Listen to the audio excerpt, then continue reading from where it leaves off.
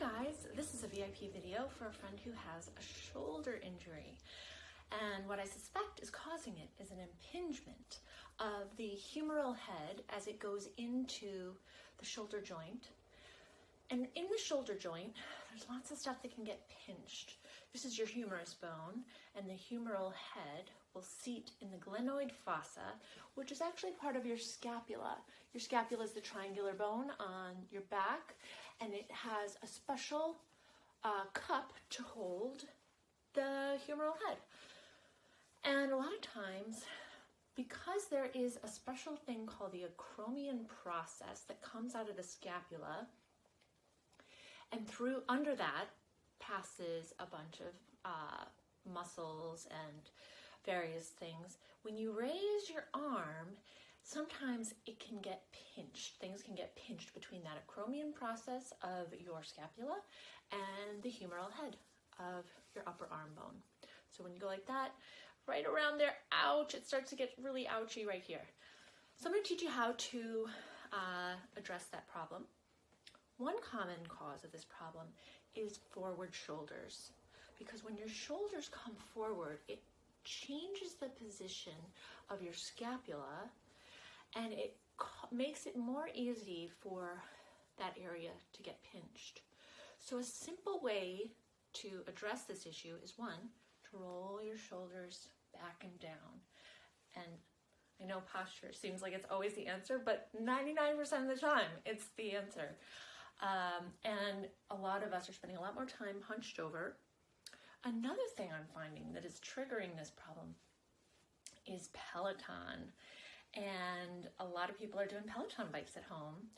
And that is putting people in a position like this, where they're riding their bike for extended periods of time. And again, we're getting that forward position of the glenoid fossa, the scapula, the cup that's holding the humeral head and the shoulder joint all together. So we want to get that opening of the chest. So I'm going to give you a couple tips on how you can do that today, and we'll do some stretching and we'll do some strengthening and just overall body alignment. So the first technique we'll do is the easiest, and that is Shavasana. I love this because it's so effective, and you can do it anywhere, and it feels just like a nice break. So lying on your back, arms down by your sides, palms up, and just allowing your body to settle and align itself. And this simple move is opening up the chest a bit. It's allowing for your body to achieve its natural balance, and it's giving you that break that you deserve. While you're lying here, I recommend doing a Shavasana for about 3 minutes for it to become effective, but I'm also just, for the sake of the video, I just want to progress through a couple things. Another activity you can do while you're lying here is pressing your head down into the floor, into the mat. And what that is doing is gently strengthening the back of the neck muscles, and it's gently stretching the muscles in the front. So you're just going to push straight down. It's not a strenuous push, it's an engaging of the muscles. And if you find that as you're pushing down, you're starting to crunch like that to help the motion, that's not good. We don't want to do that. We just want to strengthen the back of the head, back of the neck, and hold for a count of 3, and relax. And hold for a count of 3, and relax. Now another great thing to do while you're in this Shavasana position is lie with your arms in what's called the goalpost arms. That's what my Pilates instructor calls it. And take a few deep breaths there. Again, we're opening up this pectoral region. It gets very tight very easily because most of our activities are hunched over, and we need to stretch out that area because those muscles will naturally become shortened. Another great way to open up that area is take a pillow and put it under your upper back and do the same thing. Lie with the pillow under your thoracic spine, take some deep breaths, I jokingly call this movement like thoracic snow angels, lying on your back, moving your arms out to the side and up and back down. And if you find that's too much for your shoulder at this point, that's okay. Don't force it. The next exercise I want to show you is a reverse plank. I love planks. They're wonderful, wonderful, wonderful. But when you have tightness here, that is being exacerbated by a plank position. So I really love a reverse plank. And so you put your legs out in front of you, your arms, put them, your hands flat on the ground, your fingers facing your butt, and you're going to scoot your hands back about a palm's width away from your butt. Now, with your legs straight, using your glute muscles, and your shoulders are rounded, roll your shoulders up, back, and down. You're going to lift up using your glutes, and you're going to hold for about a count of 5. Think of your body as like a piece of plywood, very, very straight, and then go down.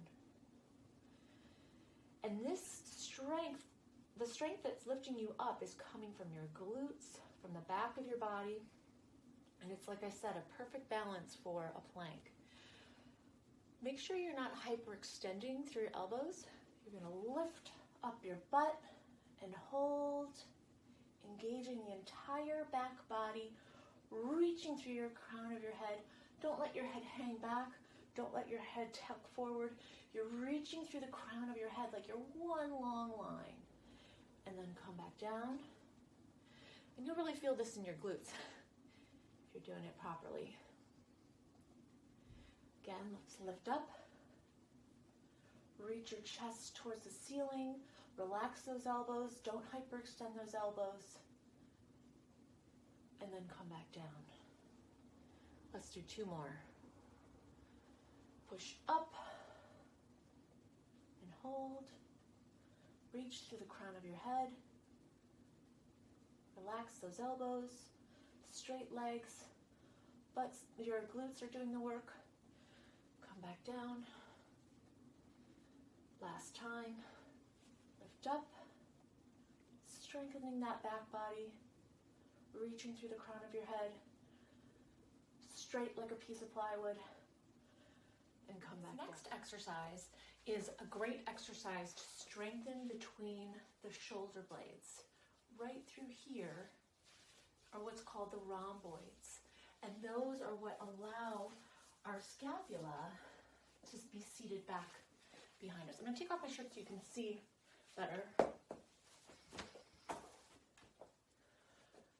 So our scapula is the triangle-shaped bone that you can see right there. This is the bottom of the scapula. And the muscles that connect them are the rhomboids. So we want to strengthen those so the scapula is pulled backwards so that, remember I said the glenoid fossa, which is the cup that holds the head of the humerus in the shoulder joint. We want it in the right position because remember, our muscles have a favorite length.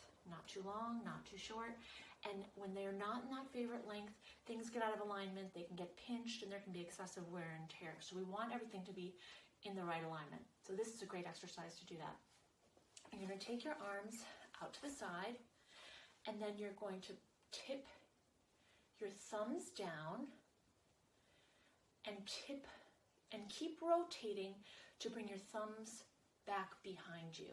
So you've really twisted your arms with your thumbs facing backwards. Now bring your shoulders up, back, and down behind you as you bring your arms back behind you too. And you're going to try to get your thumbs to touch each other. So I'm going to turn to the side so that you can see what I'm doing. And I'm not sticking out my butt. I'm tucking my butt under a little bit. And so I'm just trying to get the thumbs to touch each other. I'm going to turn again so that you can see better. And I'm making gentle squeezing motions.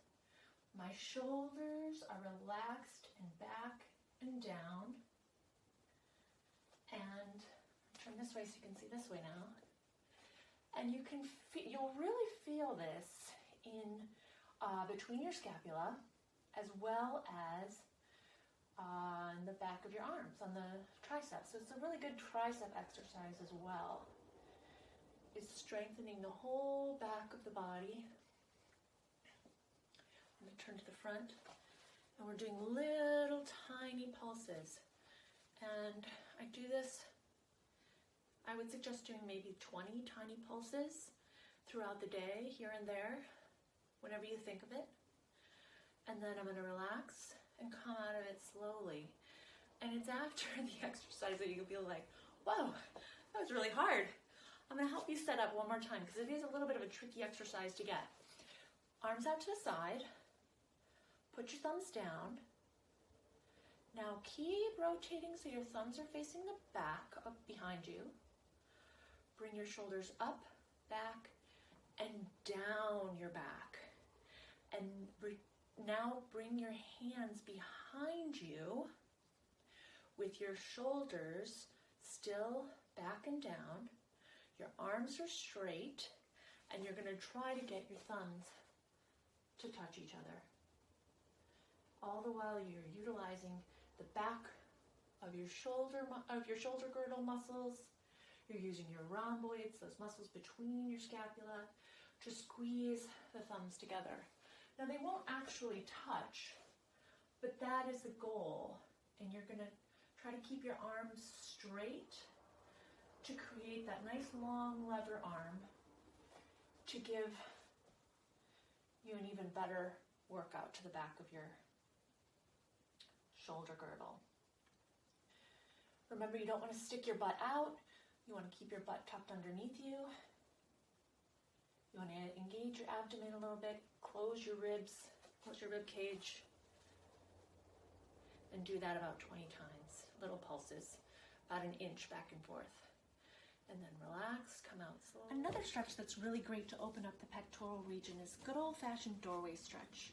Put your arms, your feet on one side of the door, and you're just going to kind of lean into the stretch, allowing the front of your body to open up, lengthening through the crown of your head. And you don't want your arms up high. You want them a little bit lower than shoulder height, so you get a nice stretch in that pectoral region. And you're going to hold there for about 30 seconds. Try not to let your head hinge forward like that. Make sure your head stays over your thoracic spine as much as you can. And breathe into it. As you breathe, you'll get some good chest expansion, which will also facilitate. Because our neck is where a lot of nerves come out to our shoulder and go through the brachial plexus, there's often a connection between neck and shoulder pain, and they can refer to one another. So it's important that when you're addressing any shoulder issue, you also consider the neck. With the neck, we always want to be super gentle with any motions that we do, but one I like to use is a variation of a nerve tension test. What you're going to do is you're going to put your arm out, palm towards the ceiling. You're going to bend your neck to the side and turn away. Now you'll start to feel tension and stretch in the muscles there. And so listen to your body and follow what your body is ready for. But if you feel like your body is okay with a little bit more of a stretch, you can extend your wrist. See how I'm extending my palm away from me? And you can even start to bring it back behind your body a little bit. And that is going to stretch all down through here and out through your fingertips. So you'll feel like a nice stretch. And this is great to do if you find that your shoulder issue is giving you any numbness or tingling down the arm. And never hurts to do it on both sides. So put your arm out. Let's have our arm face the camera this time. I'm going to bend my neck to the side gently. And even there, I start to feel a stretch. My elbow is straight, and I'm going to extend my wrist. Oh, I really start to feel it there.